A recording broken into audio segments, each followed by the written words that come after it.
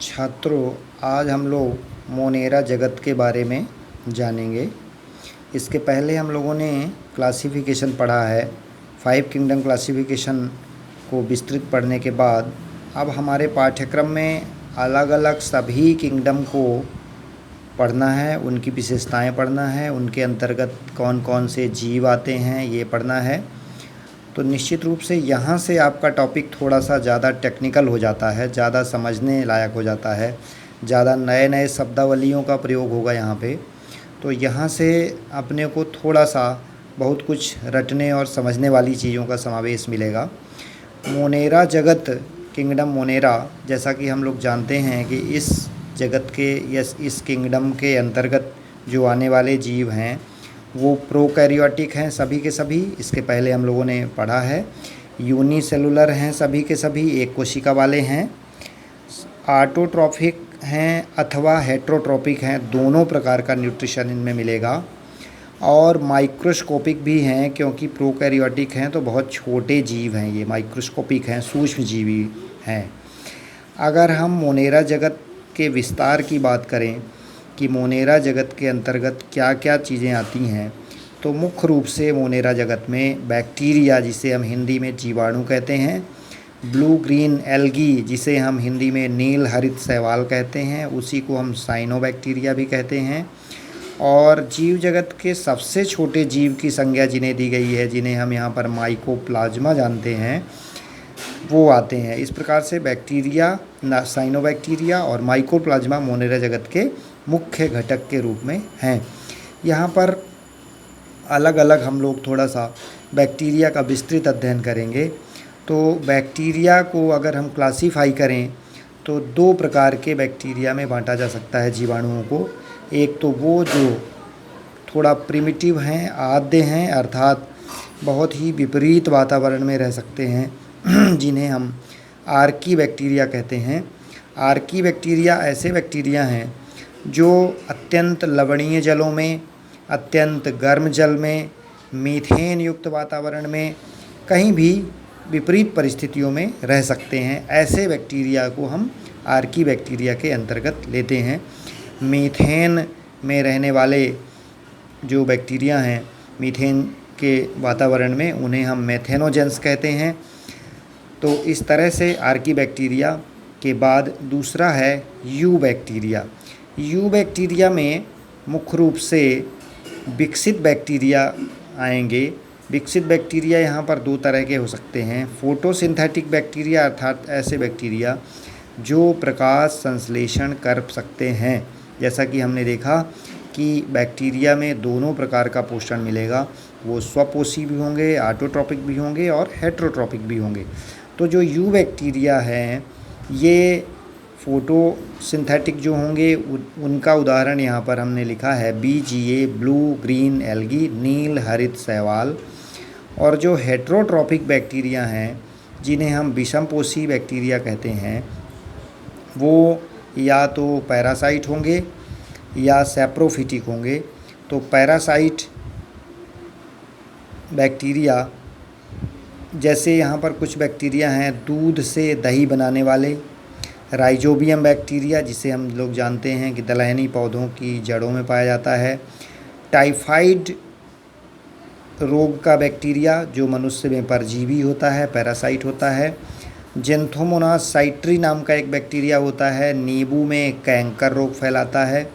तो इस तरह से जो यू बैक्टीरिया के अंतर्गत जो हेट्रोट्रॉपिक बैक्टीरिया हैं, वो विभिन्न जीव जंतुओं में, पौधों में रोग फैलाने का काम करते हैं और उन्हीं में, जिनमें ये रोग फैलाते हैं, उन्हीं से पोषण प्राप्त करते हैं।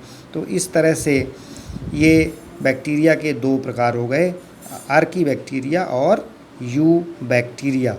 इसके बाद इन बैक्टीरिया को समझने के बाद हम लोग आते हैं बैक्टीरिया का शेप, कि आखिर बैक्टीरिया का आकार कैसा होता है।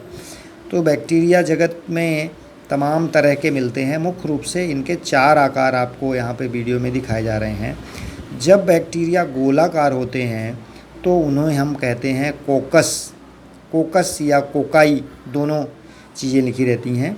जब ये रॉड शेप्ड होते हैं, लंबे होते हैं, तब इन्हें हम कहते हैं बैसिलस। जब ये स्पाइरल आकार के होते हैं, तीसरा प्रकार जो दिख रहा है, ऐसे बैक्टीरिया कहलाते हैं स्पाइरुलस। और जब बैक्टीरिया कामा के आकार के होते हैं, बगल में दिख रहा है 9 जैसे स्ट्रक्चर लिखा हुआ है, उनको हम कहते हैं विब्रियो। कॉलरा नाम की जो बीमारी है, उसको फैलाने वाला जो बैक्टीरिया है वो विब्रियो टाइप होता है, विब्रियो कॉलरी। इसी प्रकार से बैसिलस और कॉकस भी, स्ट्रेप्टोकॉकस आपने सुना होगा। स्ट्रेप्टोकॉकस एक प्रकार का बैक्टीरिया है जो एंटीबायोटिक बनाने के काम में आता है। तो ये जो बैसिलस है, इसमें लैक्टोबैसिलस बैक्टीरिया का नाम हम लोगों ने सुना है, जो दूध से दही बनाने का काम आता है। तो जो नामकरण है बैक्टीरिया का, किसी को हम कॉकस कहते हैं, किसी को बैसिलस कहते हैं, किसी को विब्रियो कहते हैं, ये उनके आकार के आधार पर नामकरण लिखा गया है। यहाँ पर आप एनसीईआरटी की बुक में देखें, ये आपके बुक में चित्र दिया हुआ है, कोकाई, बैसिलस, स्पाइरिला, है ना। स्पाइरिला में दोनों एंड में कशाभ, जिससे बैक्टीरिया को चलने में मदद मिलती है, फ्लैजिला कहते हैं। और यहाँ पे विब्रियो का भी स्ट्रक्चर दिखाई दे रहा है। इसके बाद बैक्टीरिया में हम लोग देखेंगे कि प्रजनन कैसे होता है। यहाँ पर एक ये स्ट्रक्चर आपको दिख रहा है, नॉस्टॉक लिखा हुआ है, जो ब्लू ग्रीन एल्गी का ये चित्र है। ब्लू ग्रीन एल्गी, जिसे हम नीलहरित शैवाल कहते हैं, साइनोबैक्टीरिया भी कहते हैं, ज़्यादातर पानी वाले स्थानों में, गड्ढों में, धान के खेतों में पाया जाता है। इसमें एक जगह नामांकन दिख रहा है, हेट्रोसिस्ट। हेट्रोसिस्ट एक ऐसी संरचना है जहाँ पर नाइट्रोजन फिक्सेशन के पार्ट होते हैं, अर्थात इनमें वायुमंडलीय नाइट्रोजन को फिक्सेशन करने की क्षमता होती है, इसीलिए धान के खेतों में नाइट्रोजन की पूर्ति करने का काम करते हैं। तो ये शैवाल है, ये तंतुमयी शैवाल के रूप में लिखा है, जिसका नाम है नॉस्टॉक। तो इसे हम ब्लू ग्रीन एल्गी के अंतर्गत पढ़ते हैं। अब यहाँ पर बैक्टीरिया में प्रजनन को दिखाने के लिए आपको ये एक डायग्राम दिख रहा है। यहाँ पर बैक्टीरिया में मुख्य रूप से जो प्रजनन है वो उसकी सेल के विभाजन के द्वारा ही होता है। देख रहे हैं कि एक सेल है जो बीच में खाँच बन रही है, खाँच से वो 2 भागों में विभाजित हो जाती है और इस प्रकार से ये 2 बैक्टीरिया बन जाते हैं। बैक्टीरिया के चित्र में देखेंगे तो कोशिका भित्ति या सेल वॉल दिखाई देती है, जो बाहर वाली कवरिंग है, एक मोटी कोटिंग बनाती है। कोशिका झिल्ली, उसके अंदर की जो लेयर दिख रही है, दूसरी लेयर दिख रही है, वो कोशिका झिल्ली है। और उसके अंतर्गत डीएनए पाया जाता है, जो बिखरा हुआ है, साइटोप्लाज्म के अंदर बिखरा हुआ है। ये न्यूक्लियस के अंदर नहीं है, यही इसकी प्रोकैरियोटिक होने की विशेषता है। इस प्रकार से इसमें प्रजनन की प्रक्रिया दिखाई गई है कि बैक्टीरिया में रिप्रोडक्शन कैसे होता है। लैंगिक प्रजनन के द्वारा भी रिप्रोडक्शन होता है, जिसमें कॉन्जुगेशन की प्रक्रिया होती है, जिसमें 2 बैक्टीरिया आपस में मिलकर के डीएनए का आदान प्रदान कर लेते हैं। तो इस तरह से यहाँ पर बैक्टीरिया के बारे में कंप्लीट स्ट्रक्चर दी हुई है। बैक्टीरिया में महत्वपूर्ण बिंदु एक और भी रह जाता है कि कुछ बैक्टीरिया हमारे लिए हानिकारक होते हैं और कुछ बैक्टीरिया हमारे लिए लाभदायक होते हैं। जैसे राइजोबियम बैक्टीरिया मिट्टी का मित्र के रूप में काम करता है, उसमें मिट्टी में नाइट्रोजन की पूर्ति करता है। इसी तरह से दूध से दही बनाने वाले बैक्टीरिया हमारे दूध उद्योग में, डेयरी उद्योग में काम आते हैं। इसी तरह से जब हम रेसे की बात करते हैं, रेसे को सड़ाने के लिए एक प्रकार का बैक्टीरिया यूज होता है। चाय को जब हम पत्ती से उसकी चाय बनाते हैं, उसमें भी एक बैक्टीरिया यूज होता है। एक तंबाकू उद्योग में भी बैक्टीरिया यूज होता है। तो इस तरह से देखेंगे कि बैक्टीरिया बहुत से ऐसे हैं जो बहुत सारे लाभदायक भी हैं, और हानिकारक बैक्टीरिया की तो कोई बात ही नहीं है, क्योंकि हानिकारक बैक्टीरिया के बारे में टीबी का बैक्टीरिया, टाइफाइड का बैक्टीरिया, कॉलरा का बैक्टीरिया हम लोग सब जानते हैं। लेप्रोसी अर्थात कुष्ठ रोग का बैक्टीरिया, जो तमाम मनुष्य में, तमाम पौधों में, जंतुओं में रोग फैलाते हैं। तो इस तरह से बैक्टीरिया हमारे लिए लाभदायक और हानिकारक दोनों होते हैं। यहाँ हम लोग थोड़ा दूसरे एस्पेक्ट से अगर सोचें तो जो हमारे लिविंग वर्ल्ड की जो शुरुआत हुई है वो मोनेरा जगत से हुई है। और हम लोग एक एक करके ऐसे ही सारे टॉपिक के बारे में थोड़ा ब्रीफ स्टडी करते जाएंगे और कंप्लीट जीव जगत का अध्ययन हम लोग कर लेंगे। तो यहाँ पर बैक्टीरिया का जो मोनेरा जगत के जो घटक हैं उनको हम लोगों ने पढ़ा। इसके बाद आता है प्रोटिस्टा जगत, किंगडम प्रोटिस्टा। यहाँ पर स्लाइड में आपको दिखाई दे रहा है। इनके क्या कैरेक्टर्स हैं, सबसे पहले तो हम लोग ये जानेंगे। किंगडम प्रोटिस्टा या प्रोटिस्टा जगत वास्तव में ऐसा जगत है, इसके पहले हम लोगों ने बताया है कि इसकी सीमाओं को बांधना थोड़ा कठिन है। इसमें वैज्ञानिकों ने इस तरह के जीव रख दिए हैं कि जिनमें तमाम दूसरे दूसरे तरह के भी कैरेक्टर हैं, और इसलिए इसके पहले भी मैंने बताया था कि प्रोटिस्टा जगत को जीव जगत का या क्लासिफिकेशन का कूड़ादान कहा जाता है, डस्टबिन कहा जाता है। यहाँ देखेंगे कि ऐसा क्यों है, क्योंकि इसकी रेंज बहुत ज़्यादा है, इसमें बहुत तरह के जीव आपको देखने को मिलेंगे। तो सबसे पहले प्रोटिस्टा जगत के जो जीव हैं वो यूकैरियोटिक होते हैं, अर्थात इनका न्यूक्लियस विकसित होता है। यूनिसेलुलर होते हैं, मोनेरा के समान ही एक कोशिका वाले होते हैं। ऑटोट्रॉपिक मिलेंगे कुछ जो स्वयं पोषण कर सकते हैं, स्वयं भोजन बना सकते हैं, और कुछ हेट्रोट्रॉपिक मिलेंगे जो अपना भोजन अपने से नहीं बना सकते तो दूसरे तरीके से कैसे प्राप्त कर सकते हैं।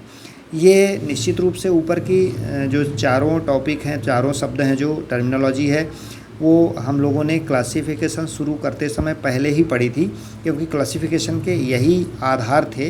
अब यहाँ पर हम लोग देखते हैं प्रोटिस्टा को 5 भागों में बांटा गया है।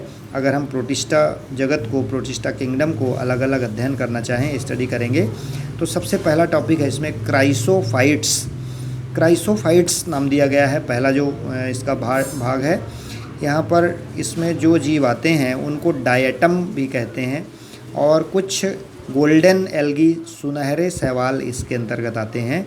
इनकी विशेषता ये होती है कि इनकी सेल वॉल में सिलिका पाई जाती है, सिलिका, तथा जब ये बहुत बड़ी संख्या में जहाँ पर होते हैं, सभी के सभी ये जलीय होते हैं, यहाँ भी ये मिलेंगे। और जब ये डेड होते हैं, मरते हैं, तो इनकी सेल वॉल की सिलिका से का ढेर लग जाता है, और वहाँ पर डिकम्पोज होकर के एक प्रकार की मिट्टी का निर्माण करते हैं, सॉइल का फॉर्मेशन करते हैं, जिसे यहाँ पर डायटमी मृदा कहा जाता है। तो हम लोगों को क्वेश्चन में आता है कि डायटमी मृदा से आप क्या जानते हैं, तो यहाँ पर यही उत्तर है इसका कि जो डायटम है वो उनकी सेल वॉल में सिलिका पाई जाती है। मृत होने के बाद उनकी जो सिलिका है डिकम्पोज होकर के एक प्रकार की मिट्टी का निर्माण करती है, और ये जो मिट्टी का ढेर है इसी को हम कहते हैं डायटमी मृदा। ये रवेदार होने के कारण, सिलिका पाए जाने के कारण इसका उपयोग पॉलिश उद्योग में किया जाता है। तो ये आर्थिक महत्व की भी चीज़ है। इस तरह से ये क्राइसोफाइट्स जो समुद्री जीव हैं, इनके बारे में हम लोगों ने जाना। इसके बाद जो दूसरा प्रोटिस्टा का पार्ट है, इसको हम लोग लिख रहे हैं डाइनोफ्लैजिलेट्स। डाइनोफ्लैजिलेट्स का मतलब कि ऐसे जीव जिनमें 2 फ्लैजिला पाए जाएं। फ्लैजिला माने होता है कशाभिका, जो प्रचलन अंग के रूप में होते हैं। Dyno means 2। तो ऐसे समस्त जो इसमें जीव आएंगे वो 2 फ्लैजिला वाले होंगे। इनकी विशेषता ये है कि ये समुद्री होंगे, समुद्र में पाए जाएंगे, प्रकाश संश्लेषी होंगे, सारे के सारे प्रकाश संश्लेषण द्वारा। तो जैसा कि अभी हम लोगों ने देखा कि प्रोटिस्टा जगत में स्वपोषी और परपोषी दोनों प्रकार के जीव पाए जा रहे थे। तो ये जो दूसरा ग्रुप है, ये प्रकाश संश्लेषी ग्रुप है। ये पिगमेंट के आधार पर, इनमें पाए जाने वाले वर्णक के आधार पर पीले, हरे, भूरे, नीले, लाल रंगों वाले होते हैं। जब लाल डाइनोफ्लैजिलेट्स की संख्या में अचानक वृद्धि हो जाती है तो समुद्र का जल लाल दिखाई देने लगता है। इस लाल परिवर्तन को लाल तरंगों के नाम से जाना जाता है। आपके एनसीईआरटी में ये क्वेश्चन आता है कि लाल तरंगें क्या हैं। तो यही यहाँ पर जानना है कि जो डाइनोफ्लैजिलेट्स हैं, जब एक साथ ग्रोथ करते हैं तो वो उनका लाल कलर होने के कारण समुद्र का जल लाल दिखाई देने लगता है और ऐसे इनकी ग्रोथ के कारण इसे हम लाल तरंग कहते हैं। जब लाल तरंग में बहुत सारे संख्या में ये जीव जब तैयार होते हैं तो इनसे कुछ पॉइजनस मटेरियल निकलने के कारण समुद्र की मछलियाँ, जीव जंतु मरने लगते हैं। इसलिए ये जो इनकी ग्रोथ होती है ये समुद्र के जीवों के लिए हानिकारक होती है। यहाँ पर तीसरा भाग है प्रोटिस्टा का, युग्लिनॉइड नाम से स्पष्ट हो रहा है कि इसके अंतर्गत युग्लिना पढ़ेंगे हम लोग। युग्लिना एक प्रकार का एक कोशिकीय जंतु है जो 2 फ्लैजिला वाला होता है। इसकी विशेषता है कि इसमें स्वपोषी गुण भी होता है और परपोषी गुण भी होता है। दोनों पोषण की विधि अनुकूल अवस्था जैसे भी परिस्थितियां होती हैं वैसी स्थिति में ये यानी अगर प्रकाश है तो उसमें प्रकाश संश्लेषण हो जाएगा और अगर प्रकाश नहीं है ऐसी स्थिति में वो परपोषी पोषण जंतुओं के समान पोषण कर लेगा। इसीलिए युग्लिना को जंतु और पौधों के बीच की कड़ी भी कहा जाता है। तो इस युग्लिनॉइड के अंतर्गत युग्लिना आता है। यहाँ पर युग्लिना का डायग्राम दिखाना चाहूँगा मैं। ऊपर वाला जो आ है वो युग्लिना है और उसके नीचे बना हुआ है पैरामीशियम है। तो पैरामीशियम दूसरे पार्ट में आएगा। युग्लिना को हम यहाँ पर युग्लिनॉइड के अंतर्गत शामिल कर लेते हैं। इसके बाद नेक्स्ट जो अगला टॉपिक है इसका प्रोटिस्टा का, तो स्लाइम मोल्ड, हिंदी में इसे कहा गया है अपवंक कवक। तो जैसा कि हम जानते हैं कि प्रोटिस्टा में तमाम तरह के जीवों का संग्रह है। तो स्लाइम मोल्ड एक ऐसा ग्रुप है जिसमें कवकों को रखा गया है। फंजाई हैं, ये यूनिसेलुलर फंजाई हैं, इसलिए इसको कहते हैं स्लाइम मोल्ड। तो फंजाई का जो मोड ऑफ न्यूट्रिशन है वो सैप्रोफिटिक होता है, अर्थात मृतोपजीवी जिसे हिंदी में कहते हैं, यानी परपोषी हेट्रोट्रोपिक का एक प्रकार है सैप्रोफिटिक नेचर। तो ऐसे जो जीव हैं प्रोटिस्टा के स्लाइम मोल्ड की कैटेगरी में आते हैं जो वो सैप्रोफिटिक नेचर के होते हैं और जलीय होते हैं। इस तरह से स्लाइम मोल्ड के बारे में। और लास्ट अब आता है प्रोटोजोवन प्रोटिस्टा। तो इसके अंतर्गत ऐसे प्रोटिस्टा जो जंतुओं के रूप में हैं, एक कोशिकीय हैं, जंतु हैं। तो जंतुओं की विशेषता आप सब जानते हैं कि वो हेट्रोट्रोपिक होते हैं। हेट्रोट्रोपिक में भी कुछ पैरासाइट मिलेंगे और इस तरह से इसके उदाहरण अमीबा, पैरामीशियम, प्लाज्मोडियम ये देखने को मिलेंगे। तो यहाँ पर प्रोटोजोवन प्रोटिस्टा, प्लाज्मोडियम जो है ये मलेरिया परजीवी है जिसको हम लोग जानते हैं मच्छर में और मनुष्य में अपना लाइफ साइकिल कंप्लीट करता है, मनुष्य में मलेरिया रोग उत्पन्न करता है। अमीबा और पैरामीशियम ये एक कोशिकीय जीव हैं। पैरामीशियम को अभी हमने देखा ही, ये पैरामीशियम जिसके चारों तरफ सीलिया पाए जाते हैं, छोटे छोटे पक्षम पाए जाते हैं जो उसे तैरने में हेल्प करते हैं। तो इस तरह से प्रोटोजोवन जानने के बाद ये प्रोटिस्टा जगत के 5 भाग यहाँ पर हम लोगों ने पढ़ लिए। एक बार फिर, क्राइसोफाइट्स, डाइनोफ्लैजिलेट्स, युग्लिनॉइड्स, स्लाइम मोल्ड और प्रोटोजोवन प्रोटिस्टा। तो ये 5 भागों में प्रोटिस्टा जगत को हम लोग पढ़ते हैं। 5 भागों में प्रोटिस्टा जगत सबसे विस्तृत यहाँ पर देखने में मिला। इसके बाद जो नेक्स्ट जगत आता है उसको हम लोग यहाँ पर पढ़ेंगे जगत फंजाई या कवक जगत। तो थोड़े से जो कम विकसित प्रकार के फंगस थे, फंजाई थे, वो हम लोगों ने प्रोटिस्टा जगत में स्लाइम मोल्ड के रूप में पढ़ा। लेकिन जो विस्तृत फंजाई जगत को हम लोग जानेंगे वो यहाँ पर नेक्स्ट तीसरे जगत में पढ़ेंगे, फंजाई जगत में। तो इस वीडियो में हमने मुख्य रूप से कवर किया है 5 किंगडम क्लासिफिकेशन के मोनेरा जगत के जीव और प्रोटिस्टा जगत के जीव। इसके बाद जो नेक्स्ट वीडियो हमारा होगा वो कवक और प्लांटी जगत के बारे में होगा। आप लोग बहुत ध्यान से इस वीडियो को बार बार सुनें, बुक से रिलेट करें। आपकी पूरी जो स्टडी है ये एनसीईआरटी बेस्ड है और एनसीईआरटी की बुक में एक एक लाइनों में छोटी छोटी चीज़ों को लिखा रहता है। इससे संबंधित आपको जो शंकाएं हैं वो अपने ग्रुप में डाल करके पूछ सकते हैं। Thank you.